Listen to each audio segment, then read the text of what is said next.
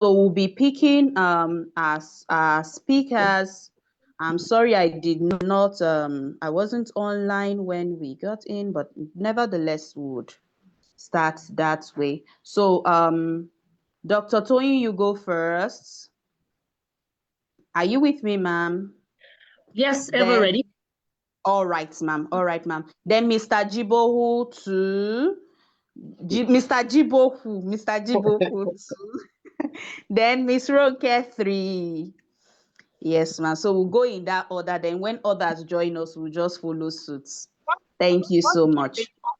Hello, just hold on. You want to type the chat box? No, You said Miss Chisom. yes, ma'am. Chisom. Yes, ma'am. Mr. You want to go to the chat box, Mr. John? Okay. Let me go. I'm sorry.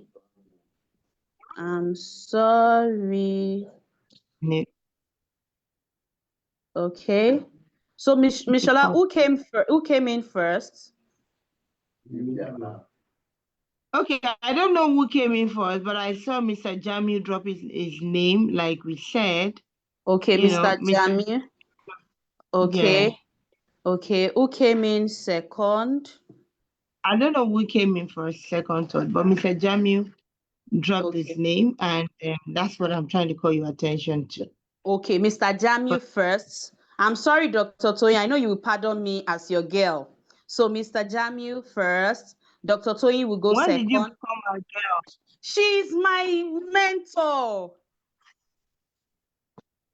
No problem. Let me pass. Can you allow her to go Dr. first? Toyin, are you there?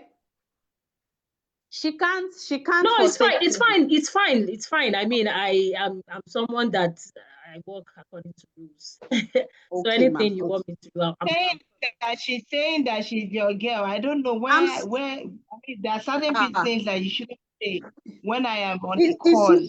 It's not today, oh, Miss Shala. It's not today. It's not today.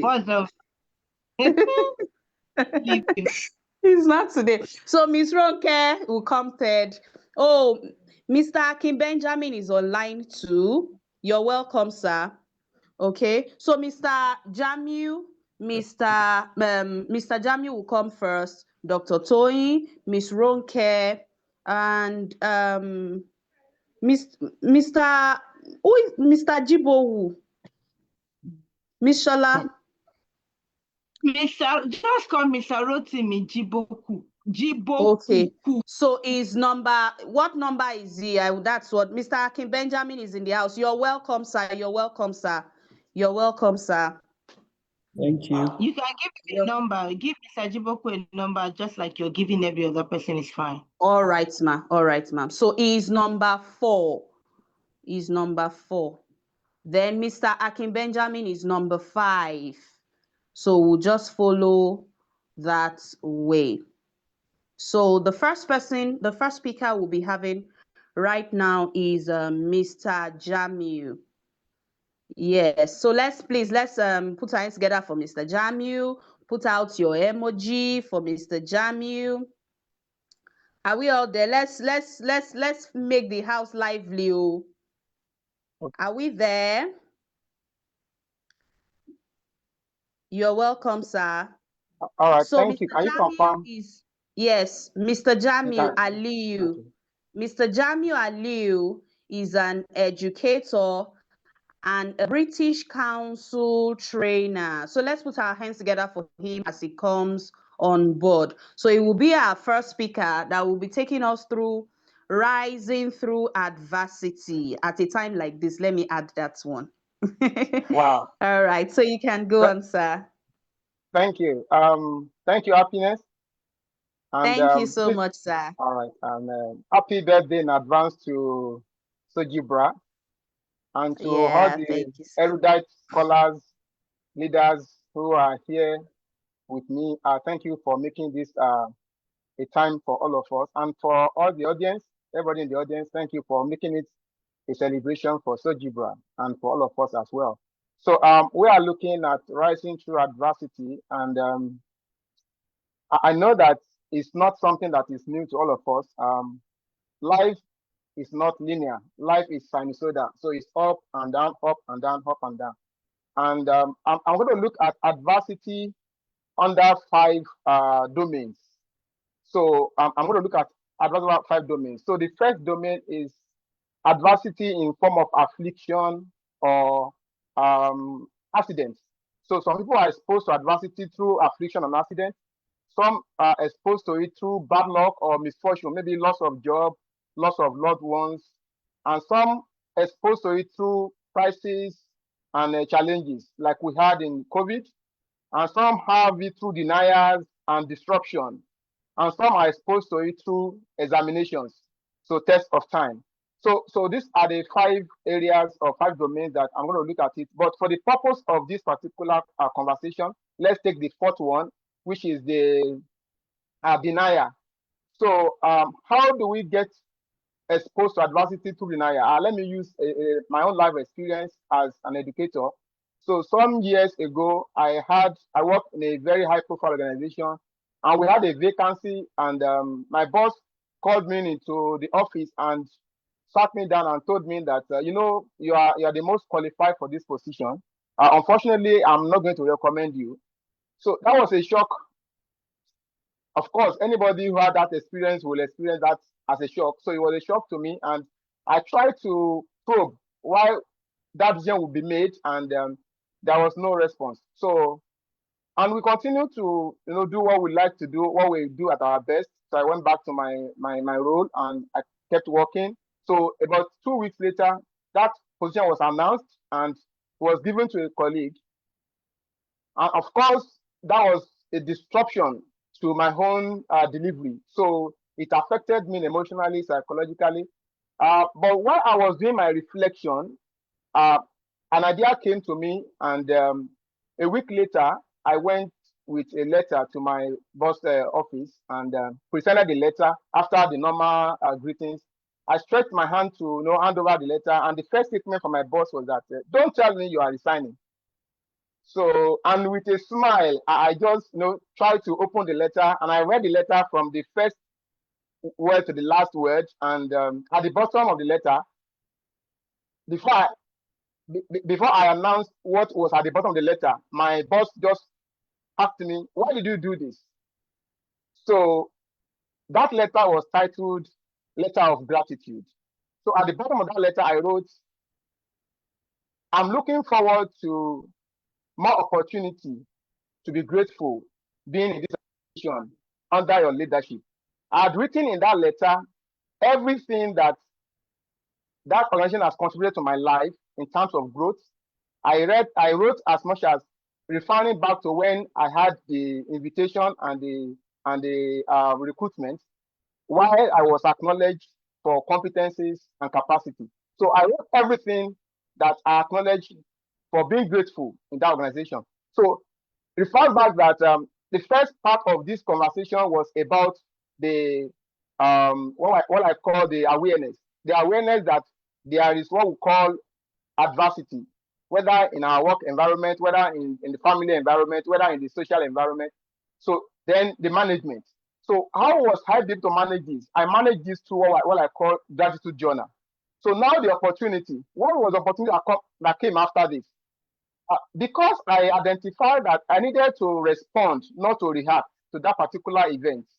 I didn't react. If I had reacted, I would have become a victim of the expectation. Because when you react, you are a victim of prediction. She had predicted that I was coming to resign.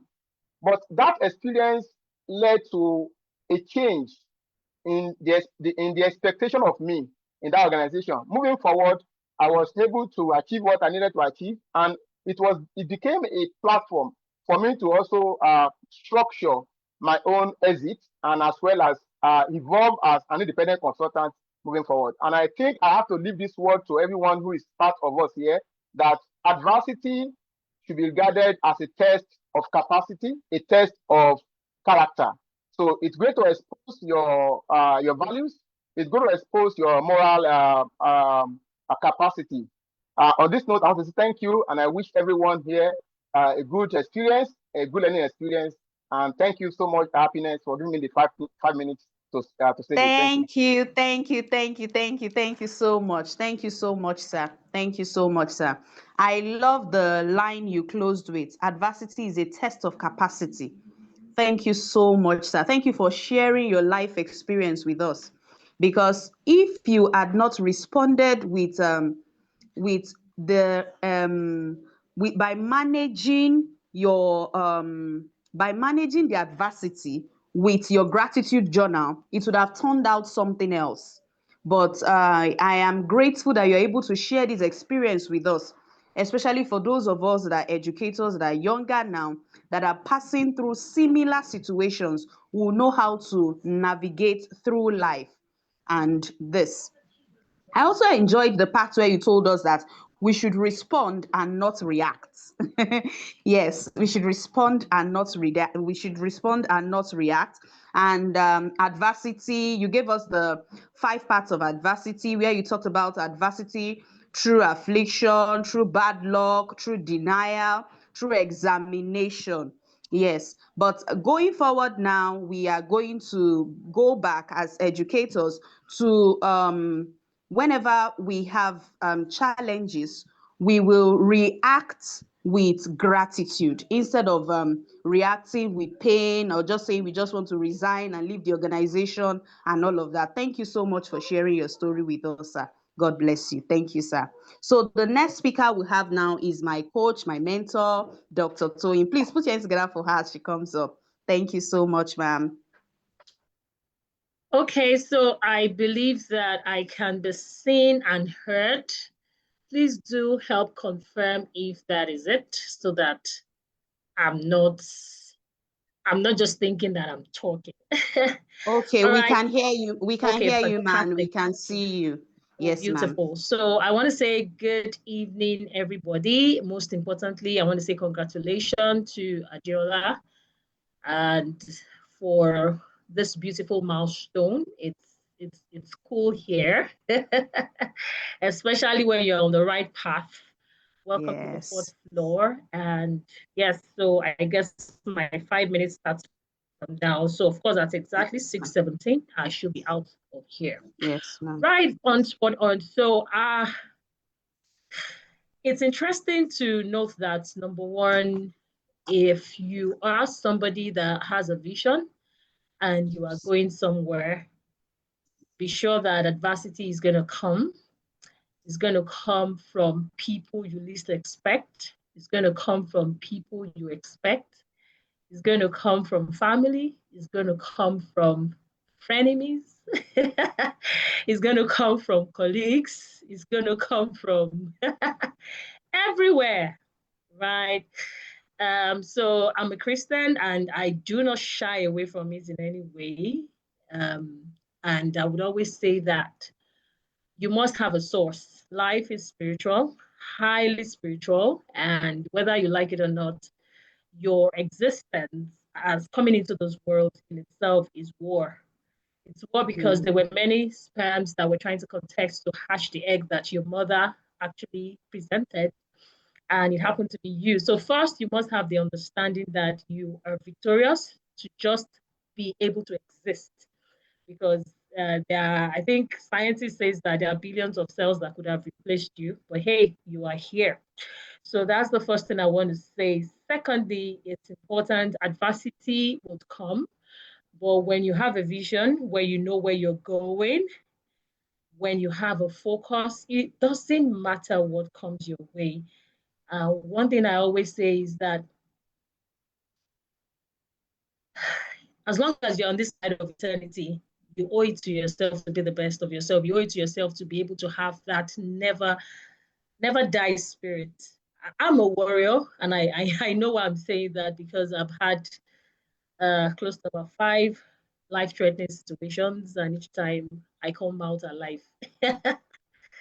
So having the understanding that I have a God that is not done with me yet, very critical. And also having the understanding that I have an assignment and I'm not going to be living here until when I'm done. Now, the good thing also that you need to know is that everybody will not like you. Everybody will not love you, especially when you are walking in the path that you know God has designed for you. You know, initially I was saying, there was something I heard somewhere. Someone said that you are not ice cream, so everybody will not like you. And then one day my daughter now told me that, but guess what? Not everybody even likes the ice cream. So you have to face that reality, you know. I as much as the fact that, you know, as a person, I've always been relatable, I've always been very open, you know, I've come to that reality, and I come to it very fast. I'm civil, I'm professional, but hey, I wouldn't allow you to just get into my space and get whatever it is you want to do, as long as I know what I'm doing. So what I also want to add, the thought I would also like to add is that distractions are everywhere. And one of the reasons why people fall into adversity too quickly is because they are not focused. I'm not saying you shouldn't be relational. For those that know me, I'm highly relational, but hey, I know where I'm going. Like, I know where I'm going. Like, it's always clear to me every single day. I'm very, very intentional. So for the final minutes, what I would like to let you know is that life doesn't get better. Sorry, life doesn't get easier. You have to choose to get better, okay? Life doesn't get easier. You have to choose to get better. And the more you are able to give into yourself is what you are able to give out to the world. And finally, see your life, live beyond success, all right? Choose to live a significant life. That's just the most important thing. It helps you to have the bounce, it increases your bounce backability quotient. And at the same time, it helps you to see beyond just the day-to-day hustle and bustle, because you know every single day is an opportunity for you to do what you couldn't do yesterday, and of course to build a legacy ahead of you, right? So I'm a very time conscious person. Thank you so much once again for having So much, ma'am. me. Thank you so much, ma'am. Thank you so much, ma'am. Thank you for making out time to be here with us this evening. This is golden. So the few nuggets I was able to get from Dr. Toyin's speech was, be sure adversity will come, especially from people you least expect. Then she talked about the God factor, have a source, have a source. She also told us to owe it to ourselves, to be the best version of yourself. Have the understanding that everybody will not like you, just like the illustration of ice cream. Yes, everybody does not like ice cream.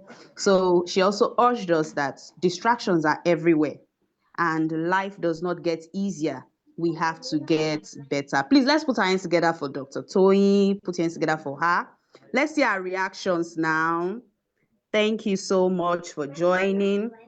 Yes. So sorry, before Miss Ronke comes up, I want to announce that my mentor is here too with us, Ma'am Gift Godfrey. Please, let's put our hands together for her. Show her love.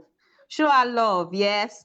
Then Mr. Oluwaseyi Anifowoshe is also here. So Mrs. Gift Godfrey is our sixth speaker, while Mr. Anifowoshe Oluwaseyi is our seventh speaker. So, Ms. Ronke, you have the floor now. Thank you, ma'am. Okay, thank you very much. Thank you, Happiness. Good evening, everyone, or morning or afternoon, depending on what side of the divide you're in. My name is Ronke Shemowo. I am the convener of the Parents Lounge, a virtual parenting support community, and the founder of Learn with Mrs. S, an online support platform for children. Now, today, my angle on talking about adversity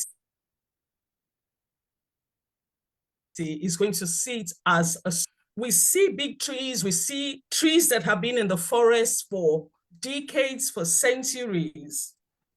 And I know that those trees were not grown by the sunshine alone or the beautiful weather. They must have gone through storms. There will be storms, there will be different types of challenges, but these trees grew stronger through them all. That's the way I've chosen to see adversity. Sometime in 2020, during the COVID pandemic lockdown, I had started an after-school center with a partner. Business was doing well. It was started from my sitting room. It was good, it was growing, and we decided to move out, get a place of our own, spent a lot of money doing it up and all. And then COVID came calling, and we know what that did to businesses, especially anything that had to do with children. We had to lock up and go back indoors. It was a very trying time for me because I was looking at myself and wondering, what other skill do I have that I can deploy? Rather than giving to depression at that time, I decided, you know what this has shown you is that you need additional skills to survive. Anything can happen to what you know or what you're doing. So I decided to start teaching myself different types of technology, keeping myself sane through it all. So what I say is that we will go through those periods. We will have the ups, we will have the downs. What we will try to do is not to stay down. I always tell myself that if there is a situation that gets me on my knees, then I should be grateful because it means it's getting me closer to my faith. Because the distance between the solution to that problem and that problem is the distance between my knees to the ground. So if it gets me on my knees, it is welcome. It means that it is going to be solved at some point in time. Adversity is not all gloom for us. It's not all gloom. It teaches us resilience. It brings out some strengths that we didn't even know we had. Because when giving up is not an option, you need to dig deep inside of you to look for what you can do to help that situation. That's what adversity does.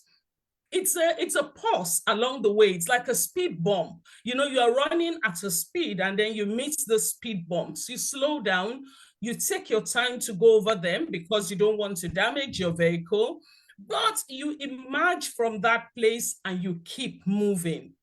You're not going to get to the speed bump and put off the ignition of your car. No, you're going to slow down, maneuver through it, and then keep going. That's exactly what adversity does to us. It teaches us strength, it teaches character. It makes us self-aware because you ask yourself questions that you may not have had to ask yourself if you didn't go through it. If the lockdown didn't happen, I have felt confident in my skills, saying that I had everything I needed to survive. But my skills were greatly deficient. That was the reality for me. My skills were greatly deficient. So I needed to add to that to survive in the world of today. And since then, for me, learning new skills, bring it on. I'm always very, very open to learning new skills, learn how to do things myself. I won't be there. I probably wouldn't be here with you if it wasn't for the COVID pandemic lockdown. So I'll say that we shouldn't go thinking that we can't survive adversity. There are practical tips to getting out of them. Your faith, lean on your faith. Ask for help from your community. There is support out there. Don't do it alone. You're not a foreman. You're just one person. So don't do it alone. Ask people for help. You will get help. Don't stop. It should not be the end of the story. It should just be a break. You still have the power to write how it continues and write how it ends. So my summation is that adversity shapes us. It helps us introspect. And lastly, it teaches us gratitude, because no matter what you're going through, it can be 10 times worse.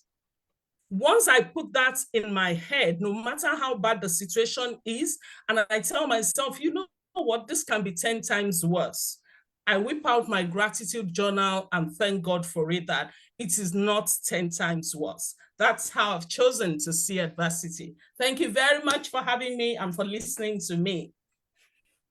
Thank you so much, Ma. Thank you so much, Ma. Thank you for taking us on your growth journey. Yes, and the life experience you shared with us about what happened to you during COVID. Yes, it happened to a lot of people, and some people were not able to bounce back thank God you were able to retrace your steps. And that period, you told us that you would added additional skills. And you said that additional skills will help us to survive in the world of today. Yes, thank you so much for that, ma'am. Then another nugget I got was the distance between the solution is between your knees and hers. We've gone back to faith again. Dr. Toyin told us about our faith. Our faith is important during the time of adversity. She told us that adversity teaches us resilience. Adversity teaches us strength, character. Then the practical tips to help us come out of adversity. She said we should lean on our faith. Ask people for help. You are not a foreman. Then you should take a break when necessary. Then she also went back to where Mr. Jamin took us from. He told us about the gratitude journal. Don't forget, as educators, that we have to have a gratitude journal. Let's be thankful. And I know that by the time we look at those things that God has done for us, or through the time when we are passing through those trials, we will see reasons to be grateful. Thank you so much for this, ma'am. We appreciate you. Thank you, ma'am. All right, so for the fourth speaker, we have Mr. Jiboku. Mr. Jiboku. Mr. Jiboku. Okay, Hello. okay. Yes, sir. Yes, sir. We can have you, ma. We can have you, sir. Thank you. Okay, good evening, Miss Happiness. How are you today? Yes, sir. Good evening, everyone. Good evening, Miss. Good evening, sir. Yola, congratulations. With Miss Shola, we're together in Abuja before she ran away to Lagos. But I know that it's you, all of you over there in Lagos are having a swell time with Miss Shola Diola now. Yes, we are. Yes, we are. Thank you, sir. Thank you very much for this opportunity. My Oga, Mr. Jamiu, thank you very much. It's been a long while. Dr. Toyin and Ms. Shemowo, Mr. Akin Benjamin, I recognize your presence. My colleagues from Ulumau, Ms. Lesoda, Mr. Okoro, Mr. Obok, Ms. Obadun, thank you for joining us for this session. I'm going to look at rising through adversity as a catalyst for growth.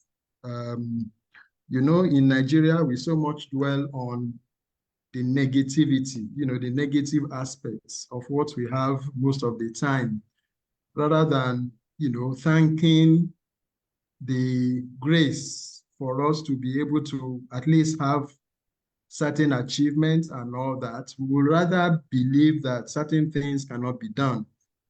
So no matter what it is, we cannot, avoid adversity when it comes.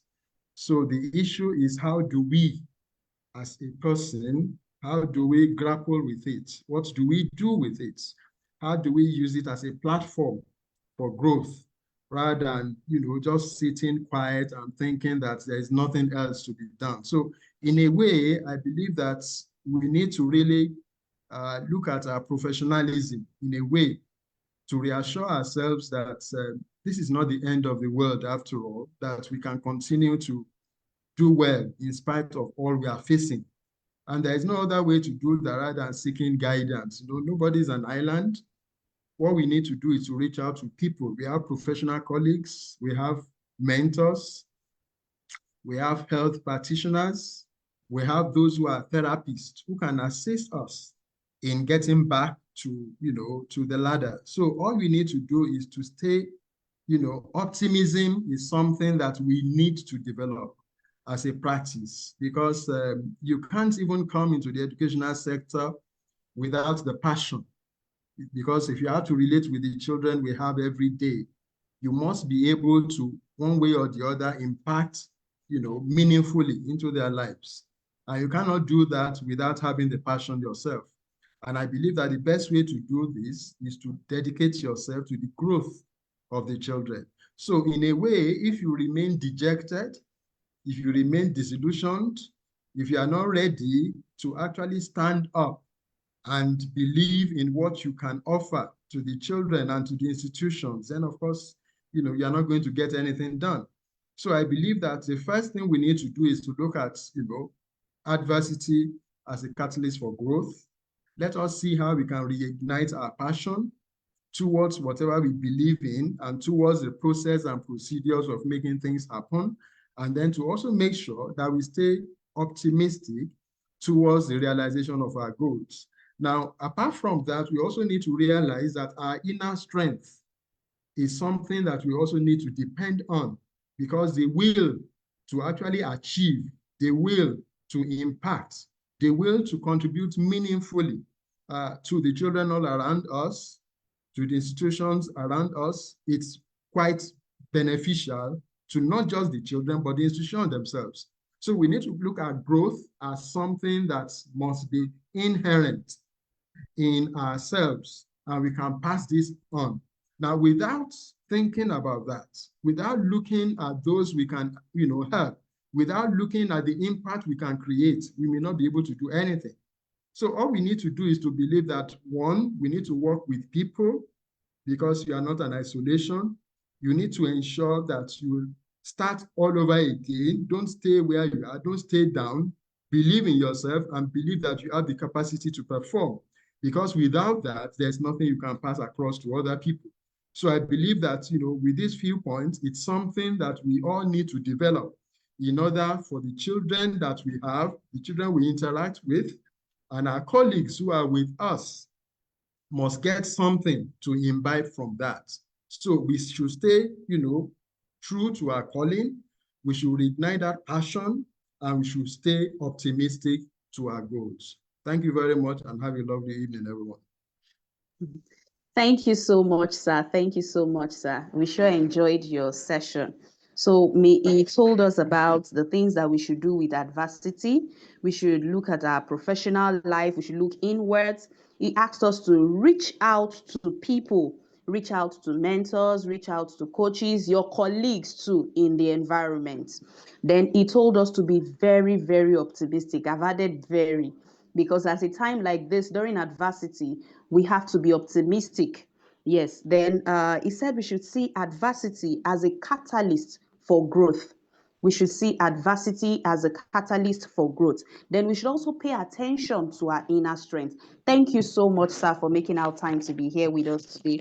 We really appreciate you. Thank you so much, sir. So right about now, we'll be having Mr. Akin Benjamin, and thereafter we'll be having Mrs. Gift Godfrey. So thank you so much, sir, Mr. Akin Benjamin. You have the floor now, sir.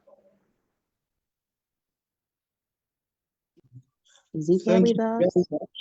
I'll try. Thank you, sir. Yes, I'm here. All right, sir. I've enjoyed, listening to each speaker. And I want to say congratulations to my sister, Sholadiola. And I believe God that this new year would be your best yet. And that, 40 looks good on you.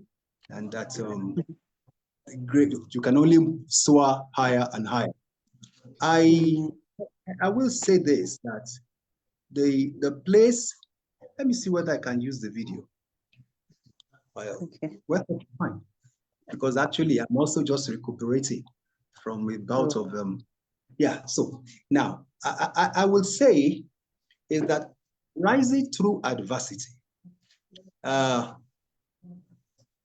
is no way in life that you will not pass through adversity.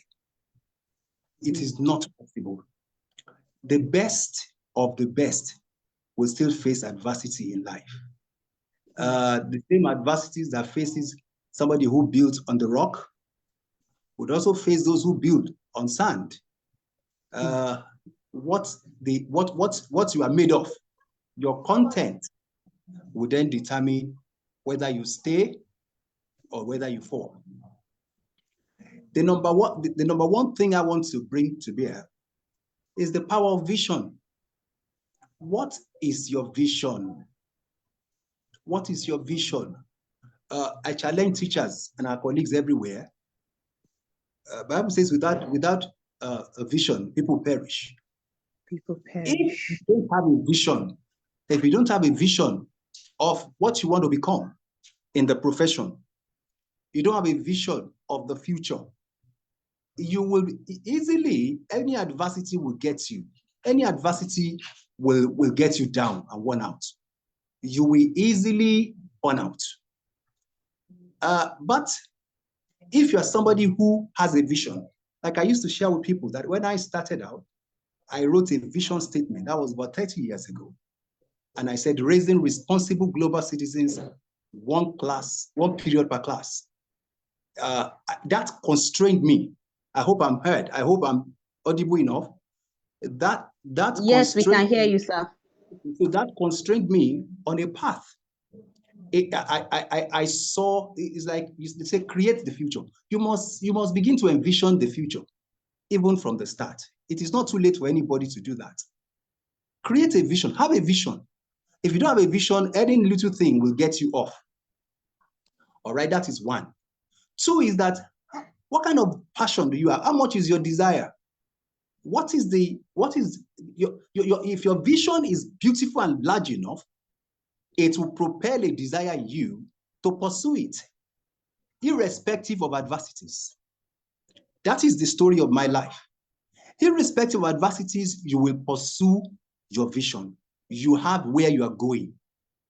And so there will be, the desire is the proof. Pursuit is the proof of desire. Pursuit. How are you pursuing the vision you created for your future? Either in your career or in other areas of life. Because adversities can come from anywhere. All right? So that is one. Two is that when we talk about adversities, there are some that are man-made, that are self-made. We need to also be aware of that. Some people bring adversities on themselves in the course of their career, whether you're not professional enough, whether you're not ethical enough, whether you're not skilled enough. My sister was talking the other day, said she had to get skilled. All of us, we cannot stop getting skilled. We need to be lifelong learners. You get to stages in life where you may be faced with situations where you know you are lacking in the skills needed, and you need to get skilled. It's always better not to wait for when you need those to get them. You should be prepared. Like the Boy Scout whatever says, be prepared. All right? So sometimes adversities, you just get into different kind of trouble because you are not delivering. You are not measuring up to. And so you are having problems with this supervisor, you're having problems with this HOD, you're having this problem with, that is one. Two is that even in the place of work, you must have good interpersonal relationship. You must know how to manage yourself. You must know how to manage your subordinates. You must know how to manage your boss, so that you will not be in a cycle, an unending cycle of adversity. Therefore, I've had such examples in my life, and I managed it well. There was a time when there was a position people were running from, and then they came to me in a particular school and said, "Will you take this up?" My hands were already full. It was not monetized, but I saw it as okay, let me take it up as a challenge and do more, be more impactful. I took it up. Not too long after that, some people who are leaders felt, where is this guy going in the system? So he's already this, he's already that, and all of that. And they cooked up a lot of things. But you see, I managed it well. I managed it well because I had to being assertive in the workplace, having good interpersonal relationship. Don't chicken out and don't fight. Understand there are things that are official, there are things that are personal. Everywhere I go, I see teachers mixing up official things with personal things. When you are being dealt with officially, that doesn't mean you should take it personal. A lot of adversities that people face because they take official dealings personal. Official dealings personal. I related with my bosses at that time very officially. I didn't fight. I wrote it. I said, well, please, I need to justify this and this and that and that. Eventually, it was resolved in my favor. Not immediately, but afterwards. 3 or 4 promotions came for me. Wow. This is where I will bring it to a close because already time is about. You see, that is how I want to there's so much to say, but I believe that these short ones, maybe you have gotten 1 or 2 things. Thank you very much. Yes, thank you so much, sir. Thank you so much, sir. So the part that hits me the most was that as teachers, we should not take official issues personal. We should be assertive in our workplace. We should be assertive in the school community, know how to handle everybody in the school community. I pray that as we put all these things into practice, we'll be able to have better growth and faster ones in Jesus' name. So it's time to call my mama, Mrs. Gift Godfrey. She's already online. Thank you so much for honoring our invitation, ma'am. Thank you, ma'am. Thank you so very much. Thank Yes, you, ma'am. Miss. My happy teacher, can you hear me? Yes, I can hear you, ma'am. Thank Thank you you so so much, much. ma'am. I truly appreciate this opportunity. I have thoroughly enjoyed every session, and I want to say good afternoon from Canada. Congratulations to my darling sister, Shala. I'm so happy for you. I want to celebrate a life of impact. Continue to be amazing, continue to be phenomenal. All right, because of our time, when I was told that each speaker would be having 5 minutes to speak, I said 5 minutes. But then I remember that we have information everywhere. There's nothing new under the heavens. You go to AI and then it will give you an epistle. And I know that telling our stories from the bottom of our heart is unequaled, is unmatched. And I have thoroughly enjoyed all the stories from the great men and women who have spoken before now. And it's looking as if I may be repeating some of the things they said because those stories are actually, they resonate with me, they're personal to me. I figured that one of the most powerful factors, please, I'm sorry if maybe there's no coherence in my talk because I didn't plan this at all. I didn't even prepare for anything. I just came here to tell my story, okay? So one of the most important, powerful forces or factors under the heavens in any season of your life, I'm speaking personally, is questioning every stage of your life, questioning whatever life throws at you, taking stock, if you may want to call it, put it that way, asking questions, why am I here? How did I even get here? What did I do or what did I not do to get to where I am now? And then I'm asking, now that I'm here, what can I do to sustain this position? Or what can I do to actually make better what I have now?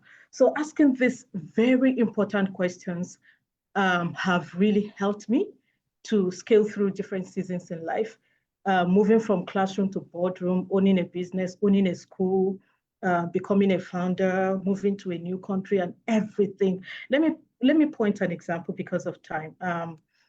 When I was doing my BSc, my first degree, I remember that I didn't really understand myself. When others would go to read what they used to call TDB, till daybreak, they would go read all through the night. I would join the bandwagon, I would go read. But I discovered that I would sleep throughout the night.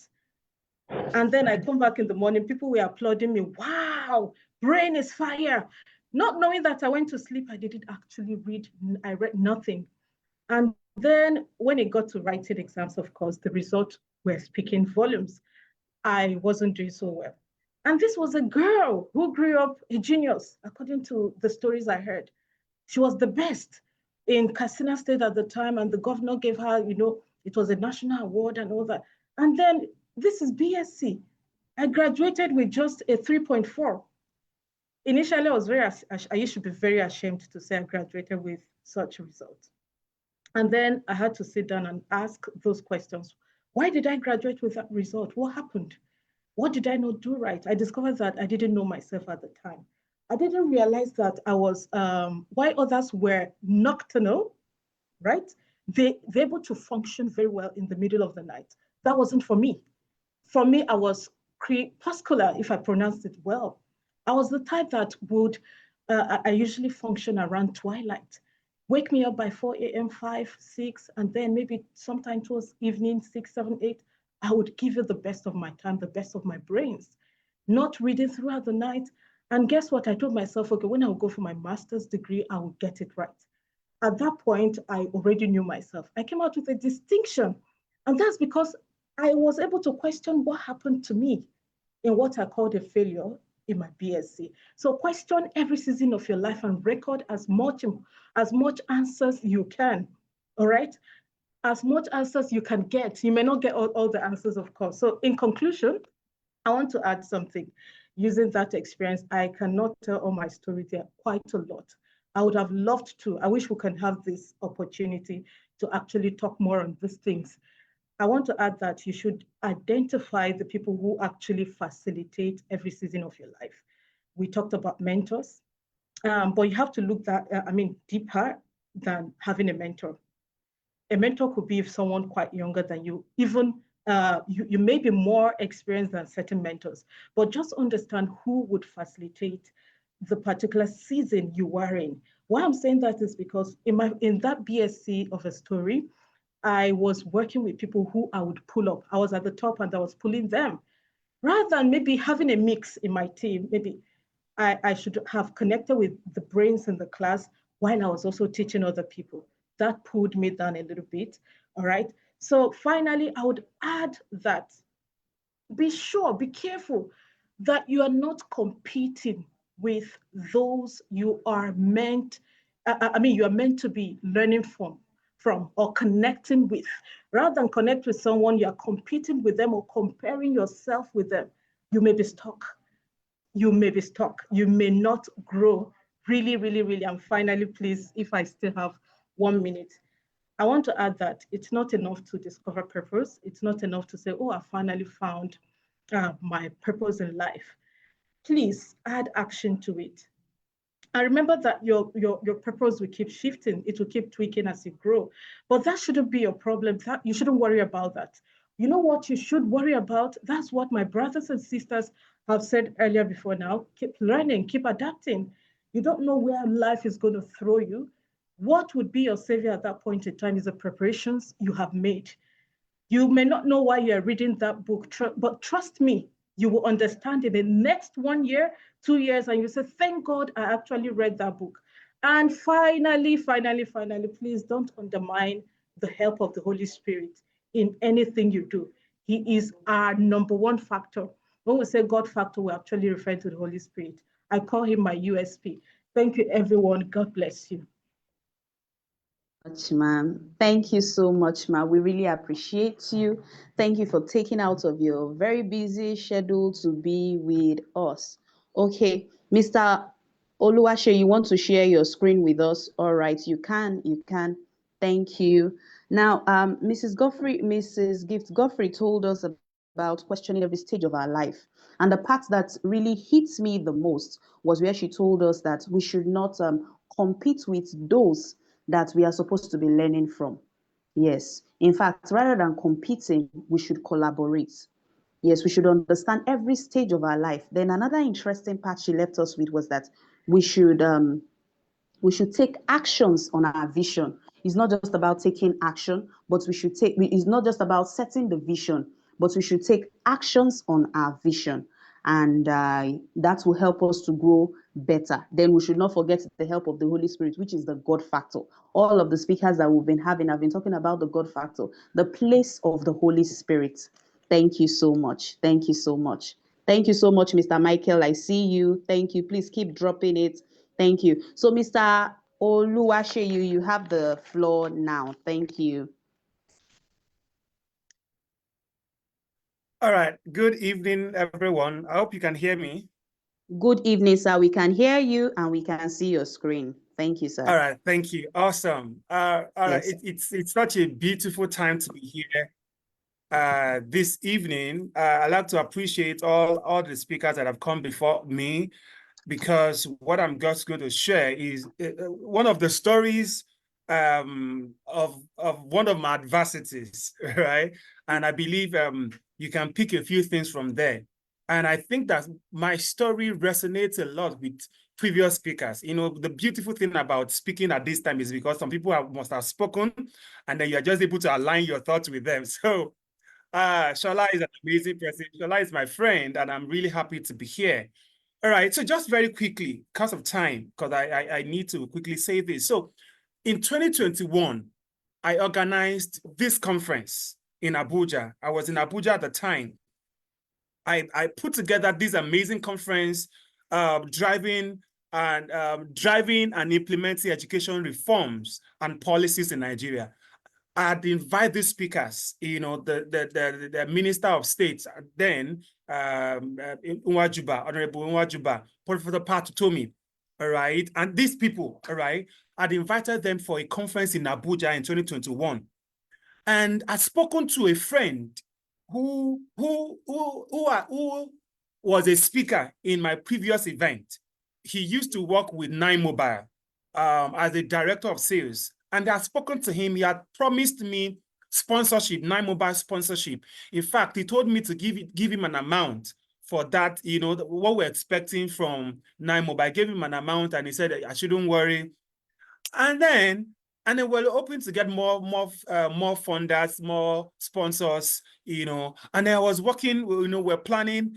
And then few weeks to the event, this guy stopped picking my calls.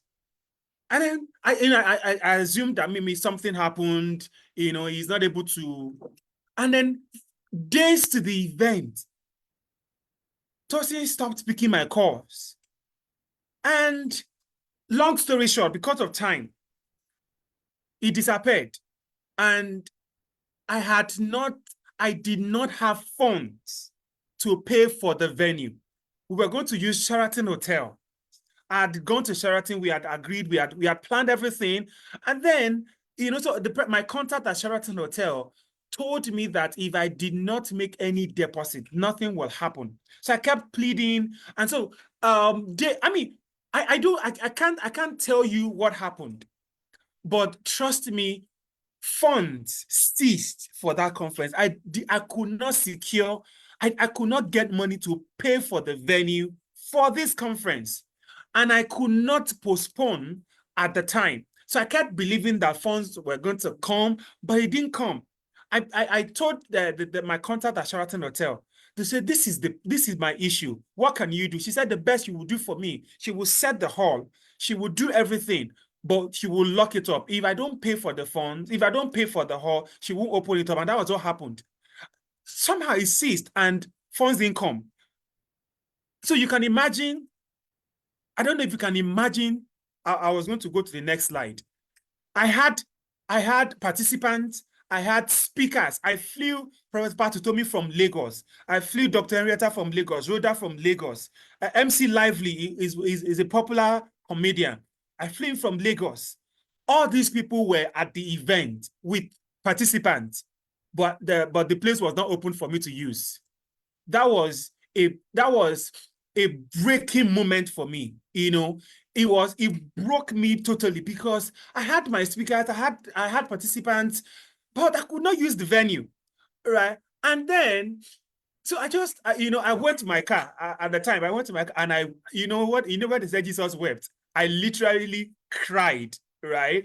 And then I summoned the courage. I went back to the reception at Sheraton Hotel. I told my speakers, I'm sorry, this event cannot happen because of this. You know, we sent the participants home and then we took pictures. I was going to just show you the pictures that we took. We took pictures and that was it. And then,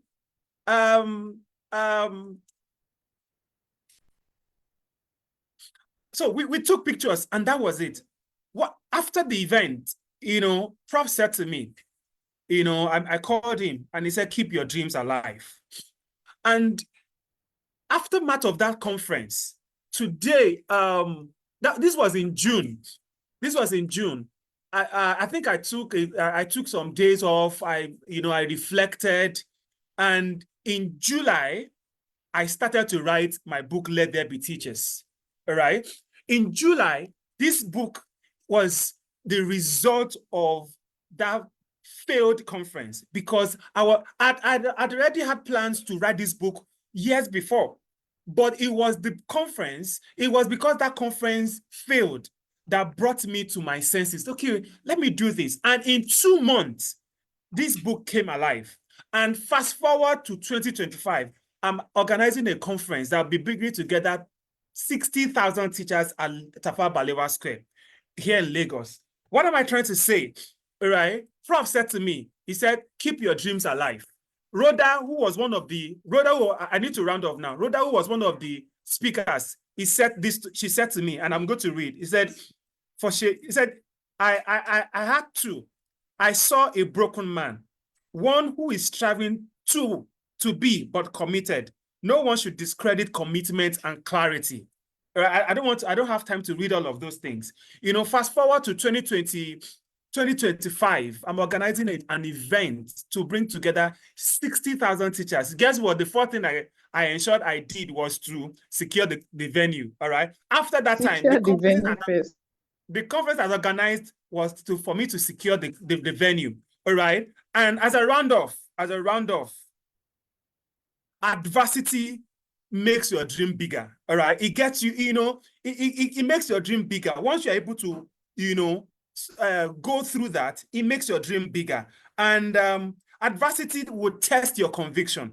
And then there's this quote that this person that aligns with me very well. It says, by Rumi, it says, "Stop acting so small. You are the universe in aesthetic motion.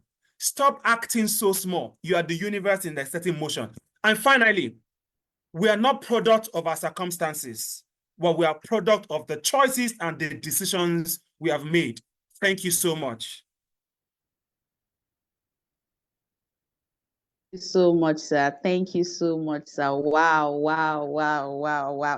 Thank you for sharing this true life story with us. Thank you so much. This is golden. This is golden. Thank you so much, sir. So to you, my teacher out there, keep your dreams alive.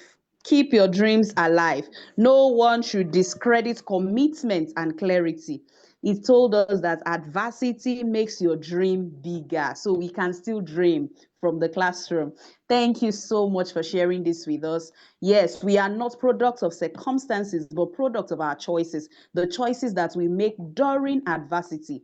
Just like the other speaker told us, he said instead of resigning, he wrote a gratitude journal. Thank you so much for this. Thank you so much.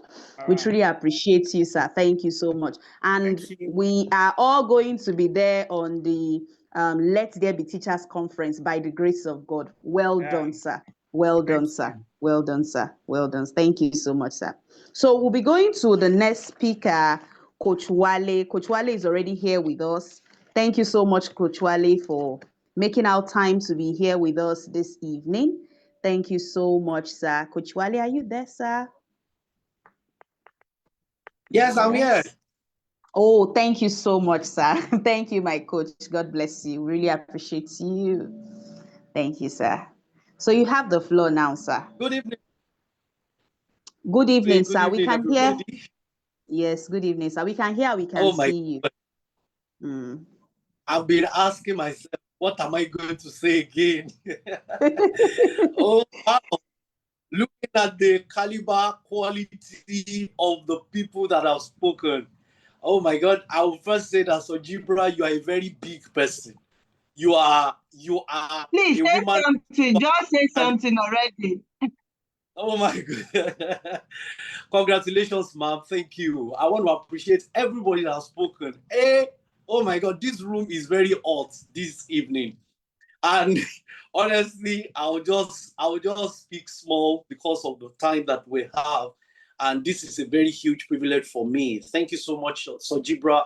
Thank you, everybody that has spoken. I will say that adversity is the birthplace for capacity. That is where your capacity is formed. The extent of your increase is determined by the size of the hurdles that you cross. And that's very, very important for us to know. A lot of people go to school for capacity. A lot of people go to school for knowledge.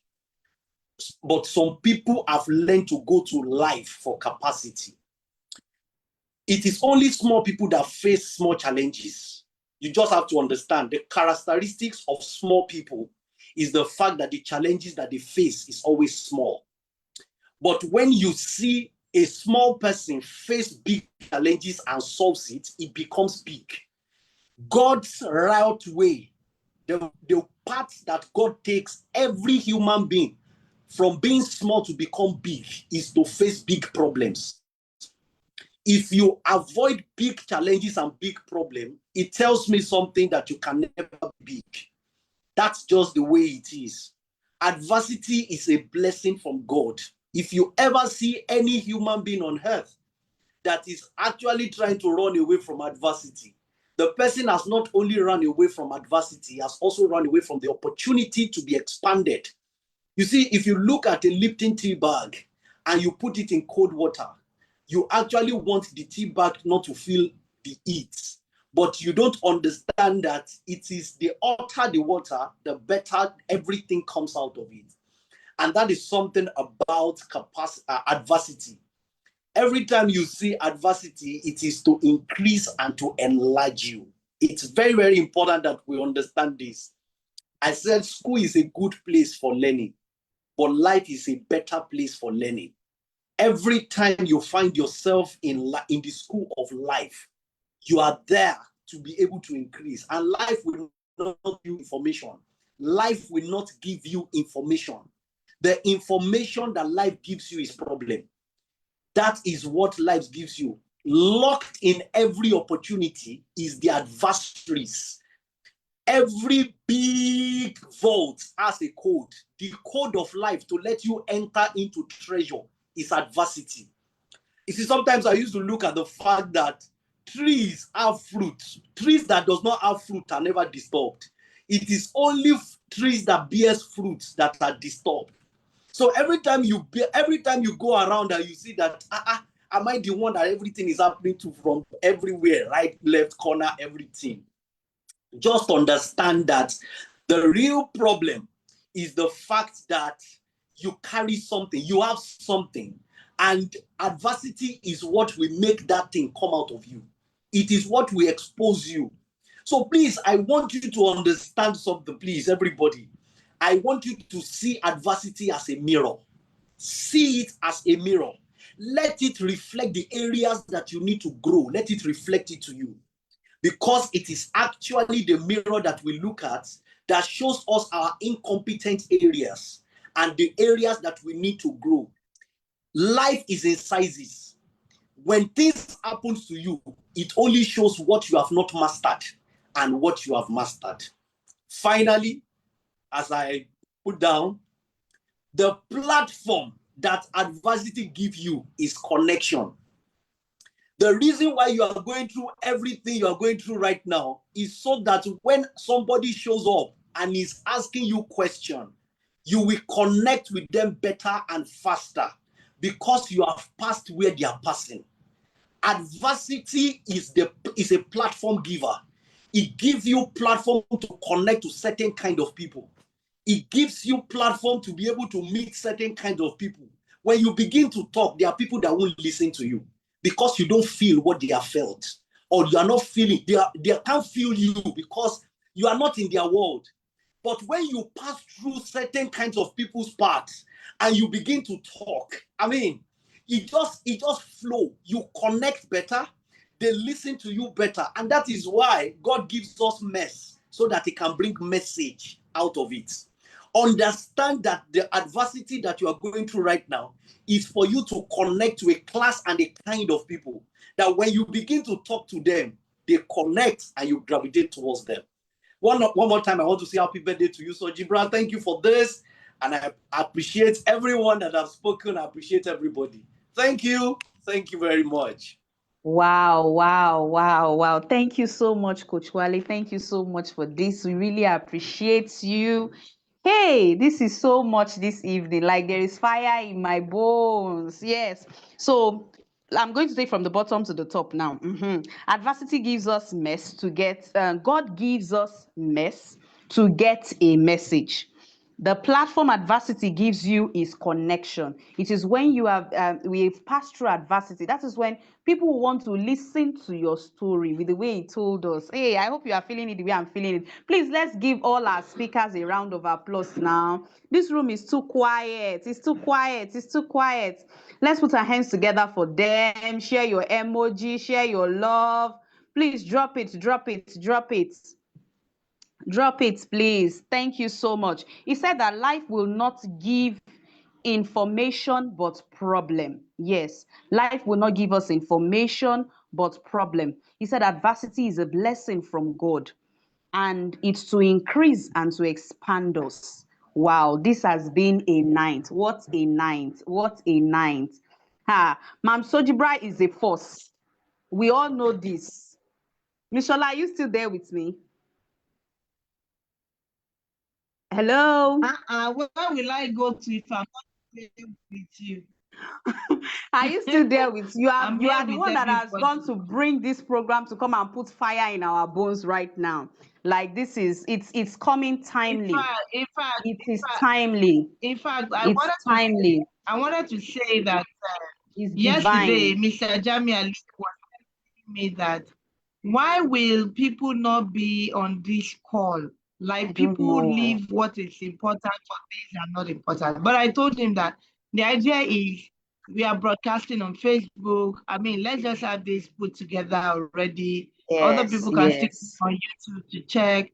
I mean, let's have the conversation going. Let it be real, like let it come from the heart. And I'm also gaining a lot tonight. I've gained a lot since day one. Wow. Thank you so much to all our speakers. Thank you. Wow. Thank you so much. Thank you so much. Thank you so much, Ma, for this initiative. I must say that flesh and blood did not deliver the message for you to do this. It's just divine because it's coming timely for me, especially. Thank you so much, ma'am. Thank you so much, ma'am. So I would like some of us that are on the call, would you like to drop anything that you've learned so far from any of our speakers tonight? What has been your key takeaway? Are we all there? Can you hear me? Yes, what a night, what a night, what a night. At a time like this, we say thank you to all our speakers. We really appreciate you all. We really appreciate you all. Is Mr. Ebenezer on the call? Let me check through. I hope we can all still hear me. I am in. Good evening. Oh, good evening. Yes. Good evening, sir. You are welcome, sir. Mr. Ebenezer, you're welcome, sir. Thank you for making our time to be with us this evening. We really appreciate you. Thank you, sir. The funniest part of it is that the last speaker, which is my friend, my mentor, it just blew my mind. And as I was just like thinking about what to say, I just begin to remember during COVID-19, before COVID-19, how everything was. And, you know, he mentioned something which is actually true, is the fact that some of these things that we call problems sometimes, they tend to turn to stories. And there's no way that this life will just be like this. You know, I mean, it is impossible for us to just have day without night. It is impossible for us to have just the sunshine only without rain, thunder, strife, and more. So it simply means that sometimes God decided to add this to our story so that there will be a story to tell in future. And definitely, there's no fire. And I just tell people every day, especially young people, there's no fire. You can't go higher. It's impossible for you to go higher without fire. So there have to be that fire. I was just telling, you know, and just like my wife is somebody that is so much very calm. She believes that everything should be going very simple. And I told her, Mother, you have to be new. If you don't eat more, you know, how will God help you to eat the remaining? So swim more, do more, so that those things, by the time you do a lot of them, they will turn to what I call story outside there, the story that you are going to use to write book, the story that you are going to, the story that will even build you. You know, adversity can build you. Using myself as an example, even when I was serving as a corper, nobody knew. Even when I was when I was doing my NC, nobody knew. Even when I was doing my degree, nobody knew. You know, I decided to make sure that regardless of any situation I find myself, I want to make sure that I do everything right. And those things build me till now. Adversity is happening to me. It's just like pain. It's a pain that can build you. And it makes you also to learn. It makes you also to stay in. And it also change everything about you. It changes everything about you. It makes you to see life in another way. You know, the topic is quite, I was thinking, oh, I was thinking I'm going to even prepare slides for this before. But I was just like, oh, this is just like a story. This is like, let me talk from experience. What has happened to me, how I also involved from being a class teacher, teaching art and craft, then from there involved to be, those things that were like, oh, how do I go about it? I have a training tomorrow. Oh, let me start reading. Those reading every day, practicalizing every day in pain. At the end of the day, it's turned to gain. So there's no pain without gain. And we have to keep moving almost every day. No matter how slow sometimes. Some people believe that, oh, I'm moving slow. Sometimes it will not be slow. I went to Castina around December, and then I do believe that, oh, why do God even decided to even place me in Nigeria? Everything is not going well in Lagos State and more. And I saw what is happening over there, and I was just trying to think, God, Lagos State is still good though, and more. So sometimes when we believe that we are moving slow, we need to see what is happening to other people. As you are calling those things slow, that slow is like as if some people are on rocket. So sometimes you don't need to wait for the perfect time. You don't need to start. You don't need to believe that, oh, until you ask everything. You need to start just now. Just keep moving.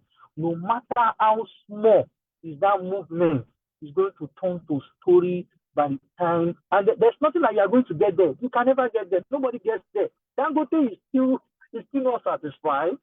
The man is talking about another project recently, and he just finished refinery.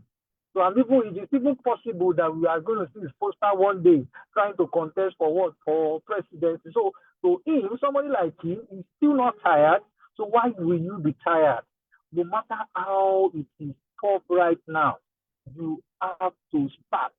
You have to do it. So I just want to say this to also thank you for inviting me. And just the last lecture, I think I will need to go and look for the platform where you broadcast this, where you live stream this, so that I will just go and listen to everything again and again.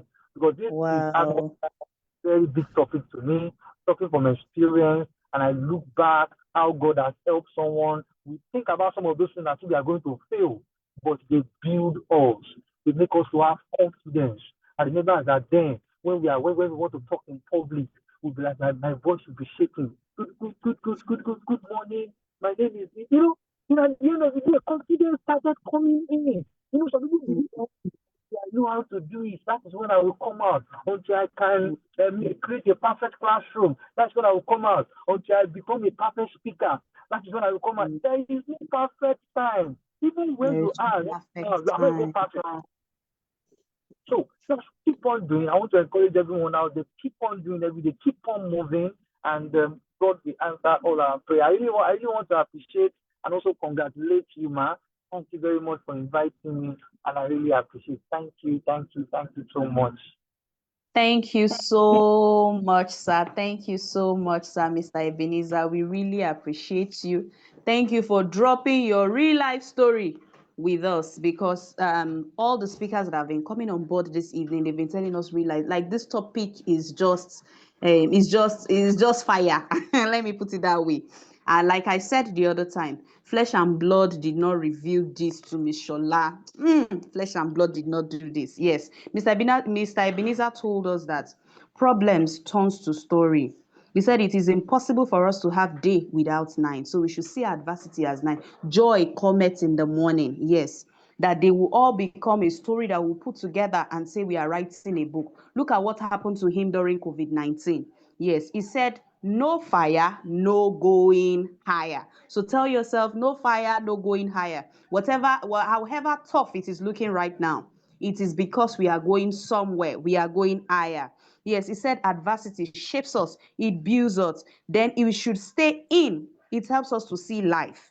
And we should see what is happening to others. We should just see that this Nigeria is just bad, Lagos is bad. Look at the way he told us the story about when he traveled to Kaduna. So we should not look at it like where we are right now is the worst place. Just like the other speakers have told us, let us have the habit of having reflection, having to write our gratitude.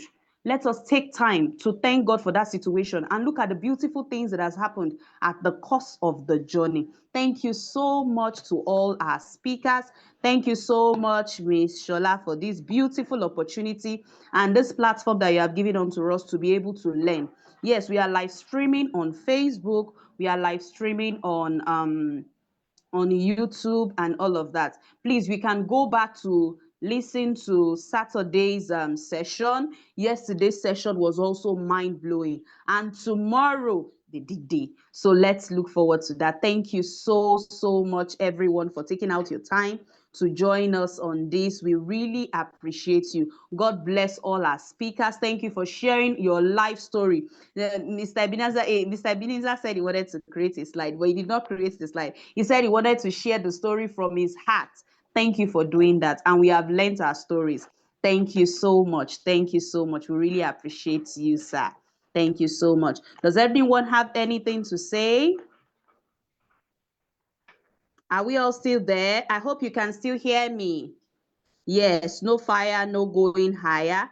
Keep on moving. No perfect time. Yes, adversity opposes laziness, procrastination, and keeps one on the run. Thank you so much, Miss Ijeoma. Okay, Miss Alaje said adversity builds you. Thank you so much. Thank you so much. Thank you so much, Mr. Chinedu. You've been dropping so many nuggets here. We really appreciate you. Thank you so much. Thank you so much. Can we still hear me? Please, I need our responses. Are we still there? Hello? Hello, are we still there? Okay, you can still hear me. All right, so thank you so much for joining us tomorrow. Yes, thank you so much for this educative charge.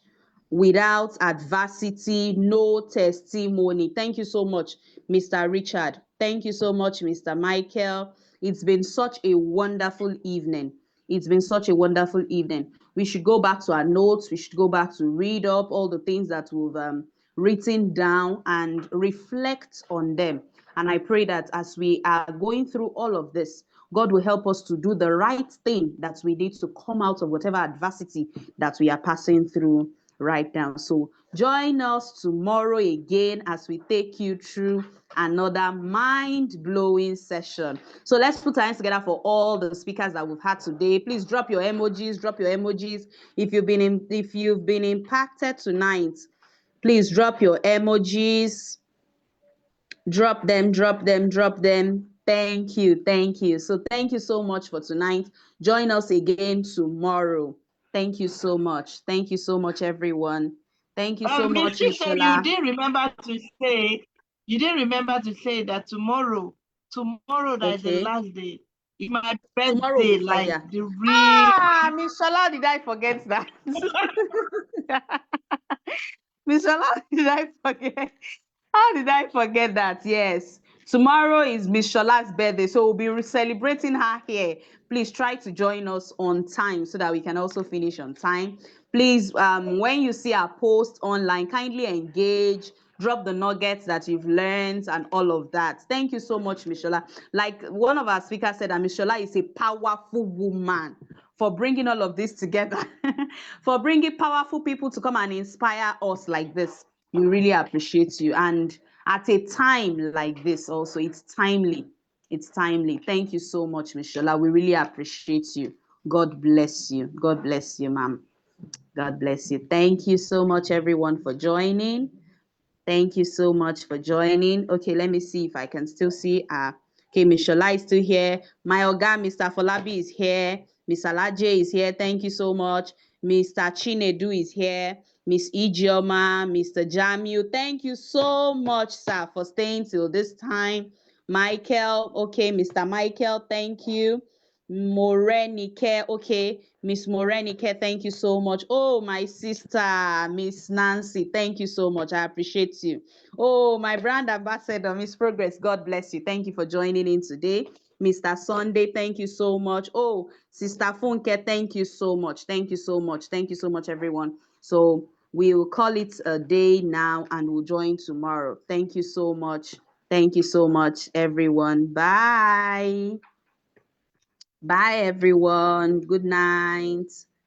Bye. Thank you, Mr. Folabi. Thank you, sir. Thank you. Happy birthday to Miss Shola.